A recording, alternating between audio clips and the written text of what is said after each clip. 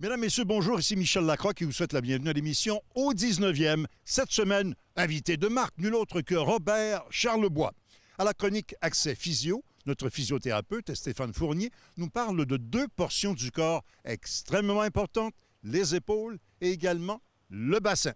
Et à la leçon, on revient avec Jean-Sébastien sur les coups roulés. On parle du mouvement, on parle de l'alignement, mais surtout de la vision. Tout ça et plus encore cette semaine à l'émission Au 19e. Au 19e, une présentation de RBC au service de votre réussite. En collaboration avec Mulligan Centre du Golf. Pour un nouvel élan. Et par les professionnels de la PGA du Québec, les experts en golf.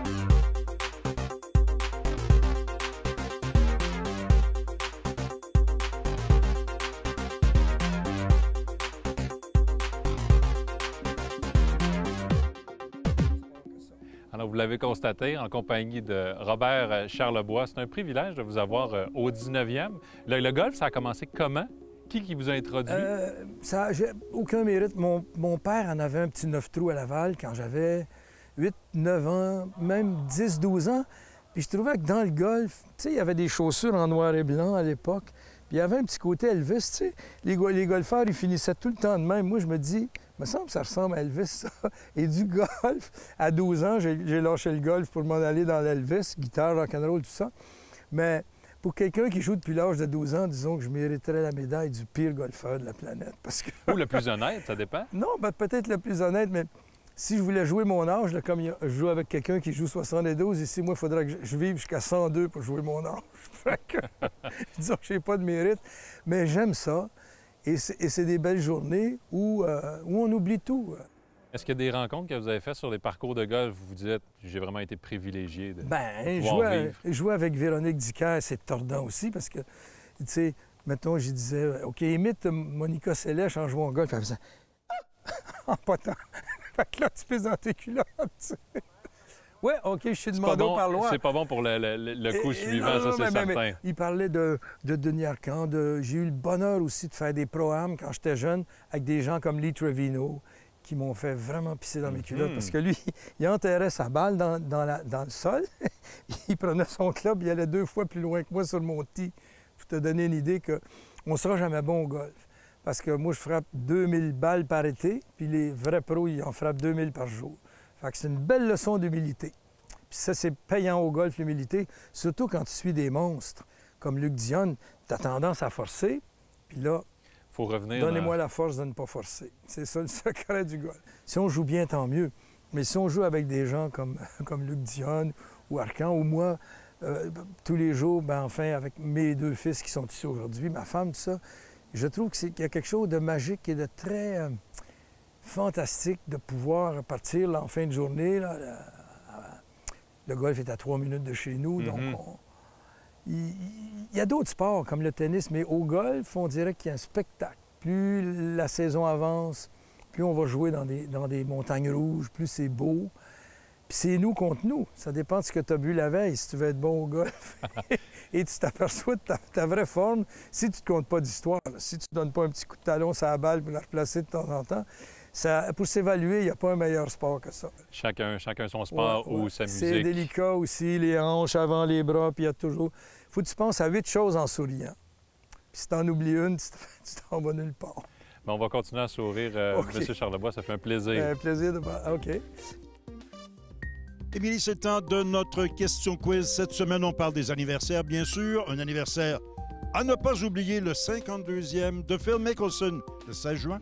Michel, on dirait que Phil Mickelson, ça fait des années-lumière qu'il est sur le circuit de la PGA. Et il faut dire que c'est pas complètement faux parce qu'il est devenu professionnel en 1992. Il est d'ailleurs le dernier golfeur amateur à avoir remporté une victoire sur le circuit de la PGA. C'était l'Omnium Northern Telecom en 1991. C'est donc dire que 30 années se sont écoulées entre sa première victoire et celle remportée la saison dernière sur le circuit de la PGA. Donc voici la question quiz de la semaine. Avant Phil Mickelson, quel golfeur détenait la marque pour la plus longue intervalle entre une première et une dernière victoire sur le circuit de la PGA? Est-ce A. Raymond Floyd, B. Sam Snead ou C. Davis Love III? La réponse après la pause.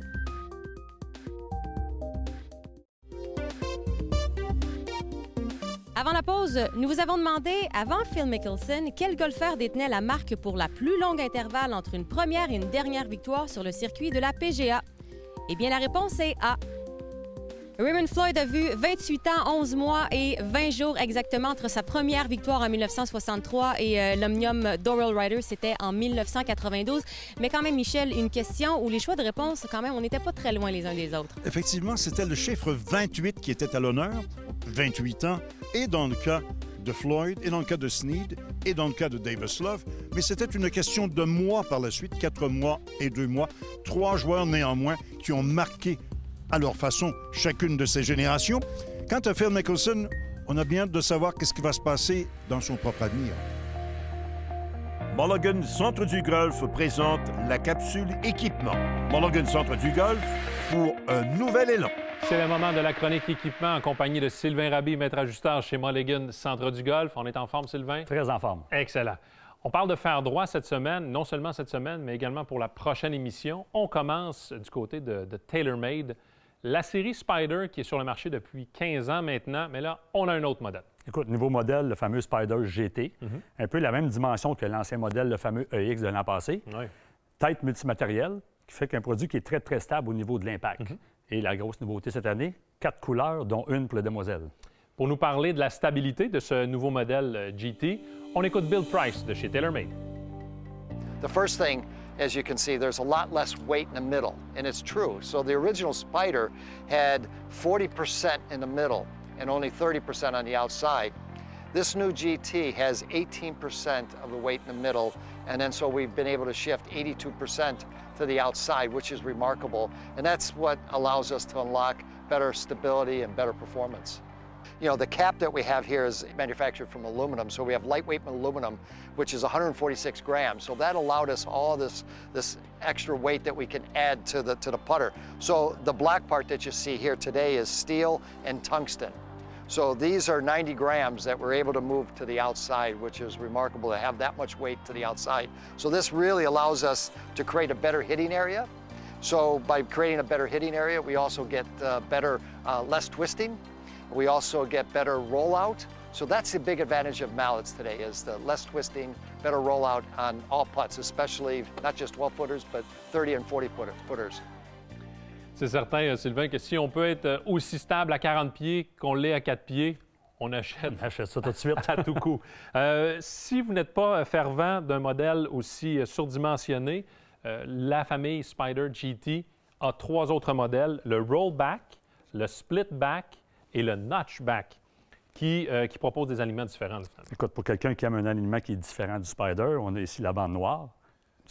Les 3 modèles ont 3 alignements complètement différents. Oui, c'est ça. Surtout avec le GT, le GT en anglais, la ligne est beaucoup plus petite. Donc, ça peut aider les golfeurs. Quelqu'un qui recherche un visuel plus facile, va y aller avec un modèle comme ça ici, ligne plus large, visuel meilleur. Côté stabilité, toujours une tête multimatérielle également. Oui, et on a aussi le tungsten qui est à l'arrière ici, du fameux fer droit, ouais. Ce qui va faire qu'il va être beaucoup plus stable au niveau de ton impact. On peut voir ici sur le modèle Notchback, le tungsten est un peu plus en périphérie, donc un fer droit qui peut aider à la stabilité également de ce côté-là. Maintenant, du côté de Cobra, on a 2 nouvelles familles. Il faut dire qu'on est dans le marché des fers droits chez Cobra Golf depuis 2 ans, donc une 2e saison. Oui. 2 séries. On commence avec la première 3D. Oui, écoute, multimatériel, fait de tungstène, d'acier et de polymère.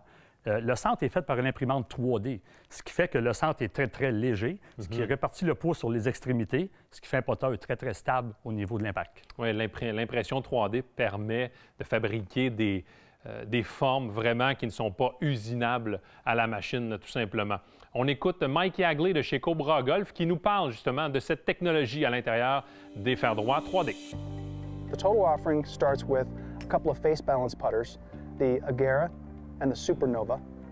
So those are your classic, if there is such a thing as a classic mallet, oversized face balance. Then we offer a blade in the Grand Sport 35. And all of them share the same construction that I just described. Stainless steel sole, aluminum top line, and then a polymer 3D printed section in the middle. They also all have a sick face, which is descending loft technology.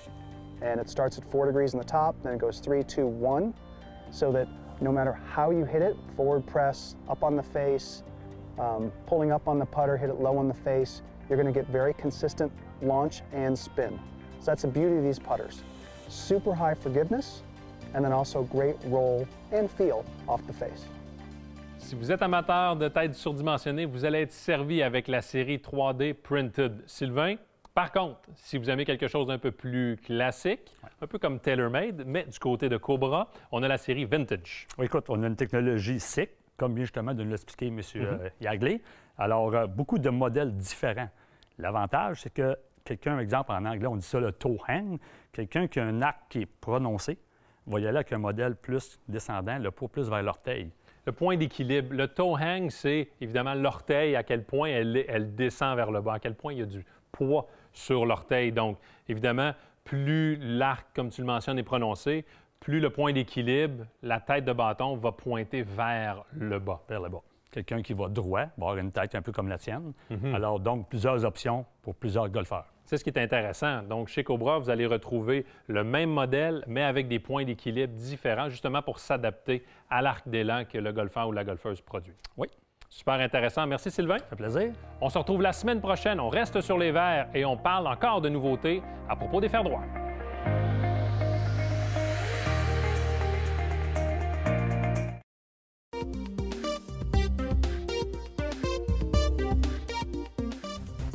Ce conseil de golf est une présentation de Cobra Puma Golf. Salut tout le monde. Cette semaine, on est sur le verre d'entraînement. On pratique coup roulé.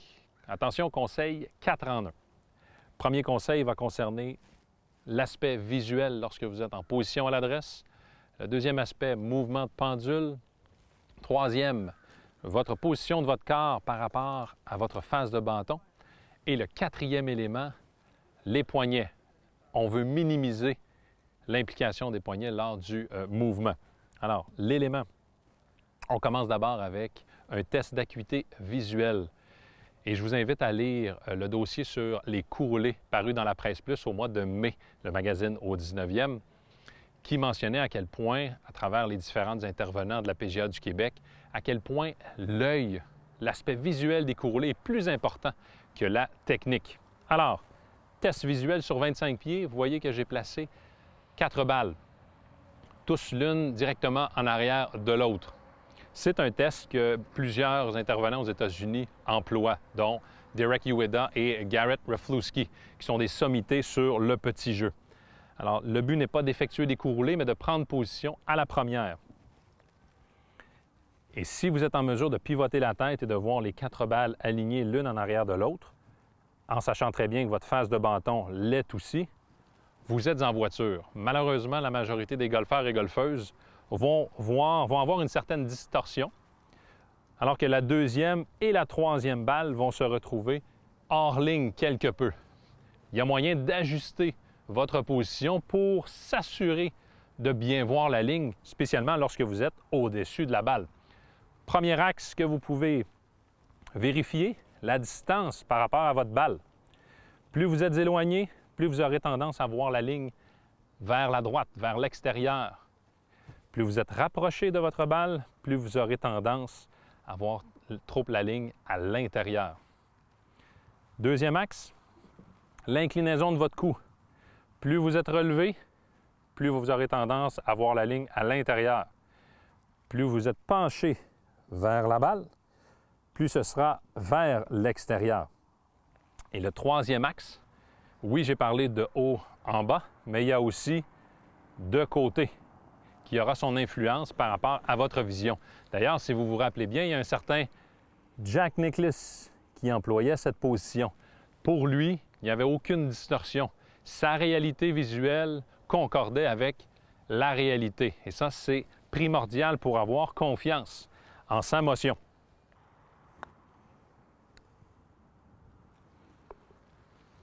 Les 3 autres conseils pour travailler votre mécanique concernent des objets de tous les jours que vous pouvez retrouver à la maison. Le premier, un cintre en acier où vous pouvez replacer le crochet le plus droit possible. On y insère les avant-bras et vous êtes en mesure de pouvoir sentir le mouvement de pendule Et c'est un double rôle avec la pointe du cintre qui est devant vous. Si vous vous installez en position initiale, si votre position des épaules est trop ouverte, vous allez voir automatiquement le cintre pointer vers la gauche pour les golfeurs et golfeuses du côté droit. Si c'est trop fermé, c'est l'inverse. Autre point intéressant pour le cintre, de votre perception à vous, si vous effectuez un bon mouvement de pendule sans utiliser les poignets, la pointe du cintre va rester au-dessus de la tête de votre fer droit. Si vous avez de la difficulté à ressentir un mouvement qui est inactif au niveau des poignets, il y a la bonne vieille fourchette que vous pouvez placer dans le haut de votre prise, appuyée contre votre avant-bras. Si vous y allez de mouvements trop brusques au départ, vous allez ressentir les piquants dans la paume de votre main. Au retour, si vous relâchez le bâton trop rapidement, le manche de la fourchette quittera votre avant-bras. Alors, un bon moyen pour savoir si le tout travaille dans un seul et même bloc. Prochaine fois que vous irez faire un tour à votre club de golf pour vous y entraîner, laissez de côté le terrain de pratique. Venez sur le verre d'entraînement et pratiquez vos coups roulés. Je vous le garantis, c'est payant sur une carte de pointage. Bon golf!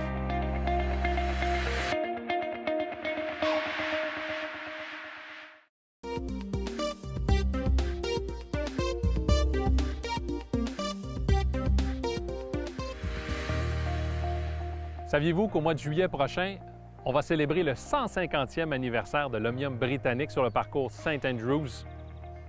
C'est le tournoi professionnel le plus vieux au monde. Mais on joue au golf à St. Andrews depuis beaucoup plus longtemps. Les écrits mentionnent début du 15e siècle.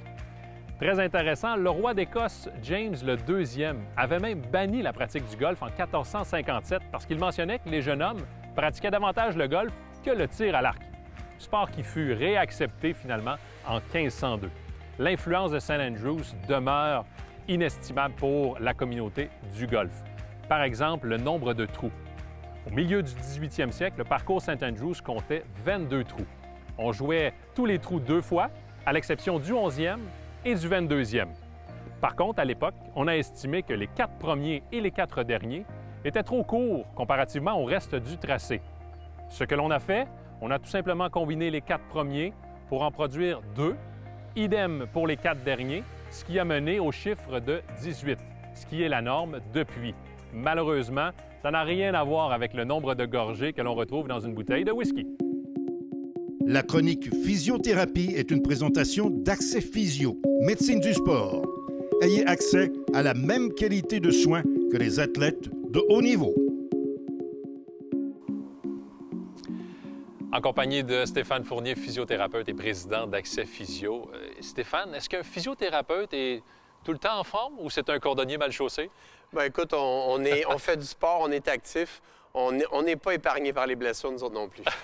Stéphane, deuxième sujet de cette séquence de 4, encore une fois intéressant. On a parlé de l'ajustement du corps la dernière fois. Et là, on va parler plus spécifiquement de 2 zones qui peuvent être problématiques, l'épaule et le bassin. On commence avec le haut du corps. Bien, ce sont l'épaule et le bassin, on les a choisis ensemble parce qu'on sait à quel point ils sont déterminants dans l'élan de golf et à quel point, moi, je les vois beaucoup en clinique. Je vois énormément de cas d'épaule de golfeurs, de cas de bassin, de bas de dos chez le golfeur à cause de cette exécution si complexe dans l'élan. Et est-ce que c'est lié, Stéphane, à la posture habituelle de travail, les épaules enroulées, le clavier, on est assis? Ça fait 2 ans qu'on est en télétravail. Les gens ne sont pas toujours bien posturés, ne sont pas toujours bien ergonomiquement installés à la maison. Enroulement des épaules, cou vers l'avant, la chaise n'est pas toujours adéquate. Le bas du dos et les épaules en prennent un coup. Ça se transpose au golf, c'est certain. Commençons avec l'épaule. Qu'est-ce que l'on vérifie lorsqu'il y a apparence de blessure ou pour voir la mobilité de la personne, tout simplement? Bien, si on fait cet élan arrière, si tu veux encore une fois le démontrer, on le fait à la dernière chronique aussi, on voit à quel point l'épaule gauche est pincée ici, l'épaule droite est très, très en rotation externe. S'il y a une restriction de mobilité articulaire, de souplesse musculaire, de contrôle de ton mouvement et d'équilibre dans tout ça, l'épaule est exposée. 20 des golfeurs ont des problèmes d'épaule, Jean-Sébastien, c'est énorme. Et comment on peut traiter le tout? Comment on s'assure? Est-ce qu'il y a des éléments, en fait, pour vérifier la limitation que les golfeurs ou golfeuses peuvent avoir? Tout à fait. Si tu te mets un petit peu face comme ça, puis tu te mets très droite, fais-moi un mouvement de rotation ici. Ça nous prend un 90 degrés de rotation externe. Alors, quand tu te mets en position de faire 5 pour faire ton élan, es-tu encore capable de me faire cette rotation externe-là? On voit que c'est très bien chez toi.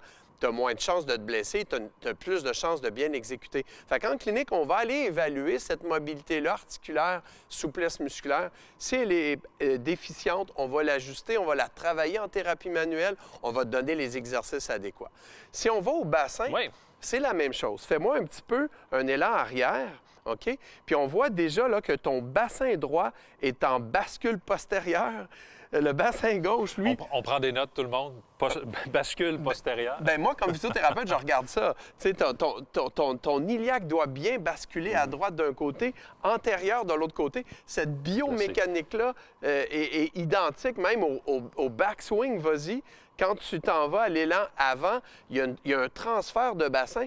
C'est très complexe, la biomécanique, lors de l'élan de golf. Moi, en physiothérapie, lors de mon évaluation, je vais aller évaluer cette mobilité de bassin. Je vais aller m'assurer qu'il y a un bon contrôle du corps, un bon contrôle de la chaîne abdominale interne, les fessiers, le contrôle du bas du dos. Tout ça pour exécuter un élan le plus efficace, optimal possible. Oui. Tu nous as donné un exercice pour l'épaule. Est-ce qu'il y a un exercice pour le bassin pour vérifier? Les physiothérapeutes sont des experts des exercices thérapeutiques, Jean-Sébastien. Je peux te donner des exercices, je peux t'en donner beaucoup. Fait qu'on essaie de cibler les plus importants, bien sûr, autant en souplesse, en mobilité qu'en contrôle, pour s'assurer que tu exécutes bien, autant au bassin qu'à l'épaule. Oui, tout à fait. Là, on a des exercices à toutes les sauces. Merci, Stéphane. Plaisir. C'est déjà tout pour l'émission 19e cette semaine. À ne pas manquer à notre prochain rendez-vous, un entretien important avec le directeur général Martin Ducharme du Golf Château-Bromont. On va parler des derniers préparatifs en vue du championnat Ororo, championnat féminin de la PGA du Canada à Bromont. À la leçon, c'est Éric Laporte qui va nous parler du déclenchement des poignets. Et puis, à la visite, on se rend au centre du Québec. On y découvre le parcours de Drummond à Saint-Majoric. Tout ça et plus encore la semaine prochaine à l'émission Au 19e, là où on entend, bien entendu, les meilleures histoires de golf. Au 19e vous a été présenté par RBC, au service de votre réussite. En collaboration avec Mulligan Centre du Golf, pour un nouvel élan. Et par les professionnels de la PGA du Québec, les experts en golf.